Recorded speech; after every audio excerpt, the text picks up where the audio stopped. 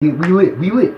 Alright, it is your boy in the car leads Ezra here, and today for this part, I want to say y'all gonna be pleasantly surprised. Y'all gonna enjoy this. I want to say the final part because this series has been going on for a while now, and I want to start a new series on my channel. And so I hope you guys enjoyed this. I really wanted to make sure everything in all the parts came together in a nice climactic finish. So here's what we're gonna do. I don't want this to be too long, so I'm just gonna say everything will be cleared up and everything will make sense at the end of the video. And it will open the door for a lot more stuff in the future. Anyway, like, comment, subscribe, and let me know what y'all think of this in the comments below. I know y'all are probably going to miss this series. I already know it. But, hey, some good things got to come to an end, alright? Catch y'all next time.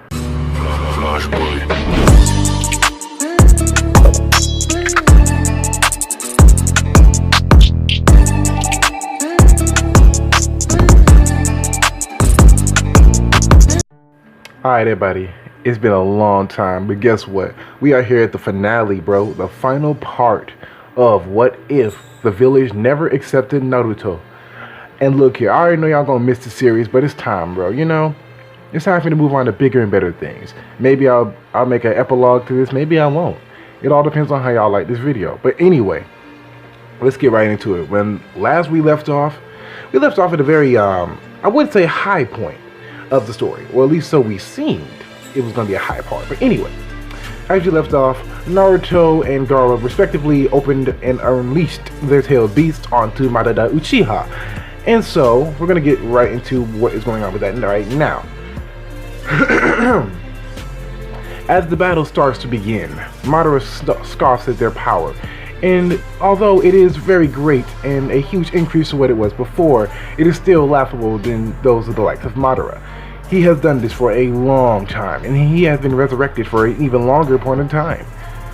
And for those of you who are wondering, like, when did Naruto learn the Rasengan? Because he left the village and he didn't really meet Jiraiya. But to explain that, I'm just going to say this right now. He learned the Rasengan simply because not only did, amongst his travels with Gaara to collect the tail beast, he eventually did run into Jiraiya, and so he learned the Rasengan. And that is how he learned it. So there y'all go. There y'all answer. Anyway, as I was saying. So Naruto is devising a plan with Sasuke to help him attack this threat of Madara at his heightened state. Because at this point in the story, Madara's resurrection form has been greatly amped. Because not only has the longer... I wanted to add a little element to the reanimation jutsu. In this one, the longer you reanimate, the more you become fully mortal, or like fully reanimated. You feel me? So anyway, he is already at his full power at this point, or at least what he was before he died by the hands of Hashirama, or at least we've seen how he died. Anyway, you get the point. Anyways, so the battle is heating up, okay? Sasuke is throwing out Chidoris, he's throwing Chidori streams, he's throwing all kinds of shuriken and stuff. Naruto is throwing in Rasen shuriken, which after Rasen shuriken, Gaara throwing out sand bomb after sand bomb, and air bullet, etc., etc. And actually, the attacks are actually overwhelming him to some extent, but of course, this is Madara Uchiha, and he whips out his Susanoo and completely negates all the attacks. But right before he tries to regain his bearings, so to speak, Madara is surprised by the apparent appearance of Jiraiya, and Jiraiya, of course, hits him with that good-ass Genjutsu, but of course, Madara unlocks his Rinnegan and blasts out that thing, of course, because, you know, it's Madara. Again, this is not no slouch they fighting here. This is literally Madara. So anyway, Jiraiya realizes that his powers are greatly outmatched, not only just by Madara, but just by his student alone. Yes, they still have that mentor-mentee relationship. Don't judge me on that one. Anyway, but Jiraiya forgot that he had Sage Mode. And so he instantly summons the Toad Sages to help him acquire the necessary nature energy to become a full Sage. And so he does that. So he becomes a Sage Mode, and Naruto is already in Sage Mode, of course, on top of his Nine-Tails Chakra Mode. And Gaara is just being Gaara, and he has some gold dust in on his pocket. Again, don't ask me where he got it from. Just know the time skip was enough time for them to get the necessary skills they have for this battle alone. But instead of using just solely his gold dust, he uses a very different type of ninja tool. And it's a tool that only Tailed Beast and Jinchuriki can hear. And so he uses this device to summon the rest of the Jinchuriki and detailed beasts to help him with this battle, because not only is this a threat to the Leaf Village, but the entire Shinobi world. And so, even though they have had their little own safe haven on the turtle for some time, they still know that they have to protect the Shinobi world as a whole. And so, Gaara summons the entire Jinchuriki squad for the epic battle of the century, of the centuries to come even. But anyway, they're all assembled and they all in unison use their Bijudama, or their Tail Beast Bomb, and it goes as follows. Since Madara is Madara, and even he can't withstand the full force of the Bijudamas that are being flung at him, it's literally 9 different Tail Beast Bombs being lunged at him. But the Susanoo does hold up, but it does give way a little bit, but it doesn't shatter completely. And so, with that being said, he completely and utterly gets weakened to a substantial amount, but not enough to kill him, nor to really put up a challenge. This is still Madara Uchiha we're talking about here. But anyway, he's still weakened. Obviously, he noticed that his chakra has been depleted because he had to literally take the full brunt of a full-blown Jinchuriki attack all at once. But, unbeknownst to Madara, he forgot one simple factor. Naruto is right behind him.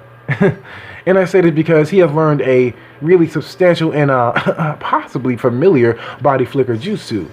And it automatically clicks in his head that this is a form of teleportation jutsu that Naruto has learned. And you see Naruto whip out a very familiar kunai. And this kunai is that of Minato's. Because over the time, Jiraiya was bestowing upon him not only the history of his father and his legacy, that is obviously Naruto, but he also bestowed upon him some family heirlooms of his. And he even learned a few sealing jutsus upon that. Anyway, so Naruto is obviously behind him. And he puts a seal on him that will not go away until he has died, or until Naruto has died. And so Naruto can get to him at any point in time, but Madara of course uses his Uchiha reflection little thing to get Naruto the fuck away from him, but again, the teleportation seal is on him.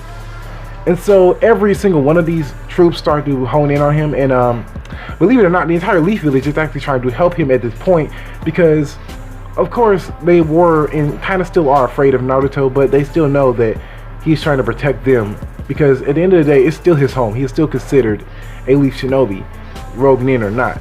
He's still protecting his village that he loved and that he held dear to his heart for some time, even though, despite the darkness that came with that, he learned to hone and forgive the sins of the entire village.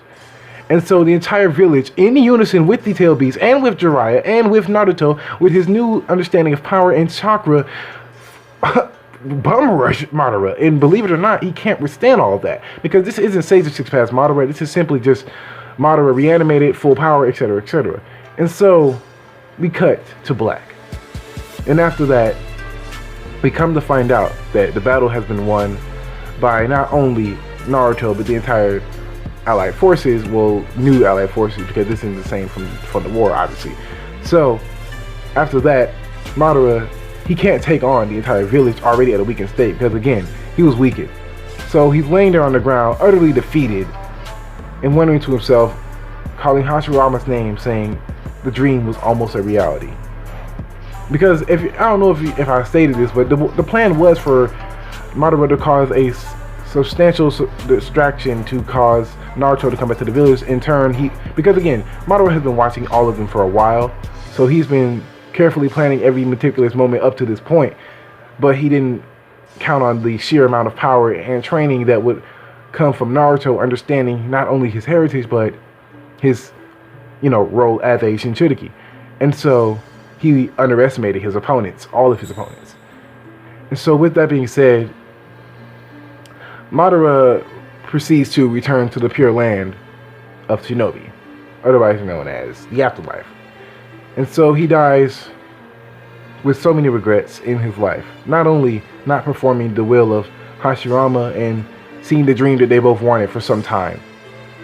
He wanted to change the Shinobi world as he saw, to make sure no one had to experience the amount of pain that comes with the war. And so this was caught into action. And then we cut to a very unfamiliar place. And this is where Kabuto sits in his chair, his throne, if you will, saying to himself, I have failed, but Orochimaru shall rise, even more powerful than he already was. Looking at the sample of Itachi's DNA,